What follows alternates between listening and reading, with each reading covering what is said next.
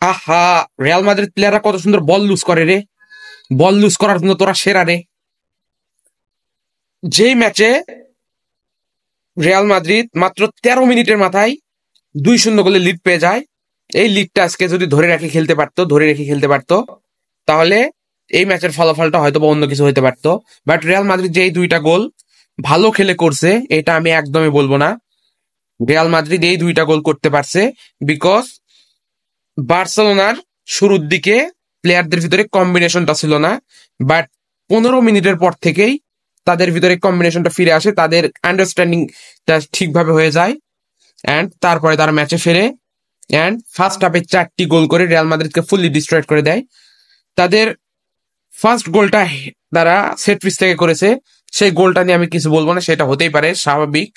But second গোলটা ফেরান Torres বক্সের ভিতরে 3-4 বার বল নিয়ে ঘুরলো, বাট মাদ্রিদ ডিফেন্ডার কিছুই করতে পারলো না। দেন লামিন ইয়ামালকে বল দিল, বল নিয়ে সে গোল করলো। বাট এটাও মানলাম লামিন ইয়ামাল ওইখানে থেকে ব্রিলিয়েন্ট, ওইখান থেকে সে খুবই ভালোভাবে ফিনিশিং দিতে পারে। ইন্টার মিলানের সাথে ওই ধরনের টাইট ডিফেন্স এসে ওই ধরনের ফিনিশিং দিয়েছে, এইটা আমি মানলাম যে এখান থেকে লামিন ইয়ামাল ভালো ফিনিশিং দিতে পারে। বাট তারপরে যে 2টা গোল হলো, Dani Ceballos and Mbappe miss understanding করে বল লুজ করলো।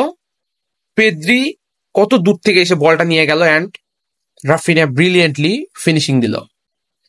অ্যান্ড সেকেন্ড গোলটা আর্দা গুলার যখন লুকাস ভাস্কেসকে বল দিল, লুকাস ভাস্কেস একদম ফ্রি পজিশনে রয়েছে, বাট সেইখান থেকে তাকে রাফিনিয়া প্রেস করে বল নিয়ে গোল স্কোর করলো। অ্যান্ড এইখানে যে ম্যাচটা শেষ হয়ে যায়, এইটা তখনই সবার বোঝা হয়ে গিয়েছে